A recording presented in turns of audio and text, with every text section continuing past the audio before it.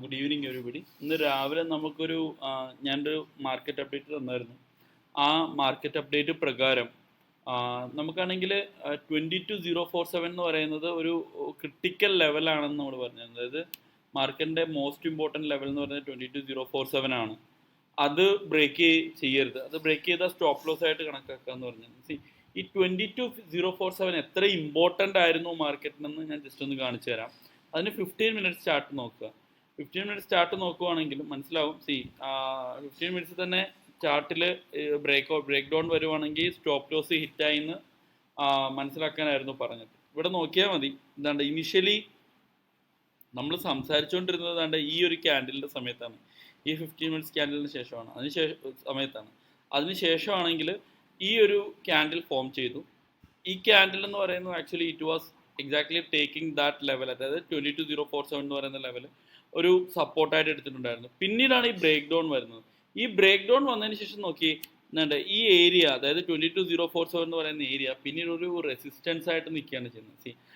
അതൊരു most important പ്രിൻസിപ്പിളാണ് മാർക്കറ്റിൽ. അതായത് past support will be the next future resistance for the stock. അതായത് പഴയ സപ്പോർട്ട് പുതിയ റെസിസ്റ്റൻസ് ആയിട്ട് നിൽക്കുമെന്ന് പറയുന്ന ഒരു പ്രിൻസിപ്പിൾ ഉണ്ട് മാർക്കറ്റിന്. അത് എപ്പോഴും ഹോൾഡ് ചെയ്യാറുണ്ട്.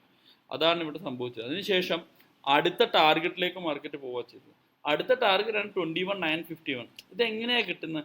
ഈ 21951 എന്ന് പറയുന്നത് actually it is not actually നമ്മൾ പഴയ, എല്ലാവരും പറയാറുണ്ട് പഴയ വേവിൽ നിന്നാണ് ഇത് കാൽക്കുലേറ്റ് ചെയ്യുന്നത്. No, it's not like actually it has to be calculated from the older wave. അതായത് ഓൾഡർ ലെവൽസ്, പഴയ ലെവലിൽ നിന്നല്ല ഇത് കാൽക്കുലേറ്റ് ചെയ്യുന്നത്. അതൊരു റോങ് കൺസെപ്റ്റ് ആണ്. ആക്ച്വലി ഇത് എങ്ങനെയാണ് കാൽക്കുലേറ്റ് ചെയ്യുന്നതെന്ന് വെച്ച് കഴിഞ്ഞാൽ ഇത് വേവ് തിയറി വെച്ചിട്ട് വേവ്സിൻ്റെ നേച്ചർ അനുസരിച്ചിട്ടാണ് ഇത് നമ്മൾ കാൽക്കുലേറ്റ് ചെയ്യുന്നത്.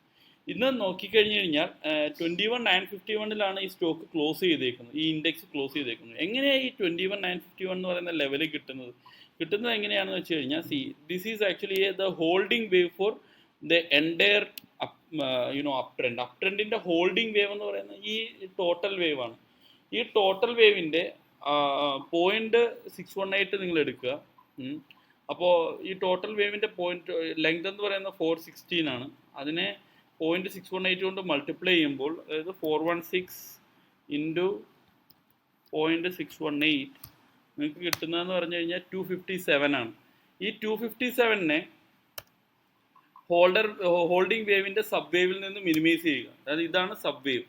അതിൽ നിന്ന് മിനിമൈസ് ചെയ്യുമ്പോൾ 22206 നിന്ന് ഈ പറയുന്ന എത്രയാണ് 257 മിനിമൈസ് ചെയ്യുക, മൈനസ് 22206. അപ്പോൾ നമുക്ക് കിട്ടുന്നത് 21948 ആണ്.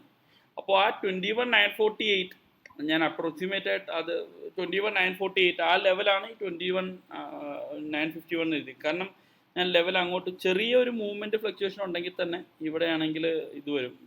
ഞാൻ ഇത്തിരി മുമ്പ് കാൽക്കുലേറ്റ് ചെയ്തപ്പോഴാണ് ഞാൻ ചെറിയൊരു വ്യത്യാസം എടുത്തിട്ടുണ്ടാവും. അപ്പോൾ ഇങ്ങനെയാണ് ഇതിൻ്റെ കാൽക്കുലേഷൻസ് വരുന്നത്, മനസ്സിലായില്ലേ?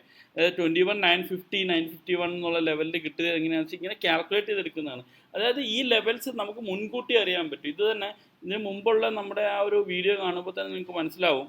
ആക്ച്വലി ഈ ലെവൽ 22047 ആയിരിക്കും അടുത്ത ഇമ്പോർട്ടൻ്റ് ലെവലെന്ന് ഞാൻ പലവട്ടം പറഞ്ഞിട്ടുണ്ടായിരുന്നു. So this is how we calculate it.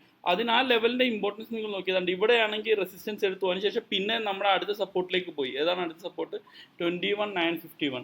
ആ ലെവലിൽ നിന്ന് പിന്നീട് എന്ത് ചെയ്തു? പിന്നീട് മുകളിലേക്ക് പോയിട്ടുണ്ട്. ഓക്കെ, ആ മുകളിലേക്ക് പോയതിന് ശേഷം it is again taking resistance at exactly at what 22047. ഇവിടെ നമുക്ക് ട്രേഡ് സ്ട്രാറ്റജൈസ് ചെയ്യാൻ പറ്റും. എങ്ങനെയാണ് നമ്മൾ സ്ട്രാറ്റജൈസ് ചെയ്യുന്നത്? ഇവിടെ ട്രേഡേഴ്സ് എങ്ങനെയാണ് സ്ട്രാറ്റജൈസ് ചെയ്യുന്നതെന്ന് വെച്ച് കഴിഞ്ഞാൽ ഈ ലെവലിൽ അവർ പുട്ട് ഓപ്ഷൻ എടുക്കും. അതായത് സപ്പോർട്ട് ബ്രേക്ക് ചെയ്ത് കഴിഞ്ഞാൽ അത് റെസിസ്റ്റൻസ് ആവണമല്ലോ.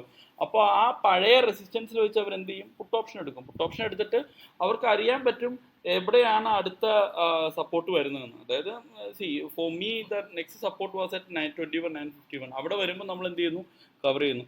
ആ ലെവലിൽ തന്നെയാണ് എക്സാക്ട്ലി മാർക്കറ്റിൻ്റെ ഇന്നത്തെ ക്ലോസിങ്ങും വന്നിരിക്കുന്നത്.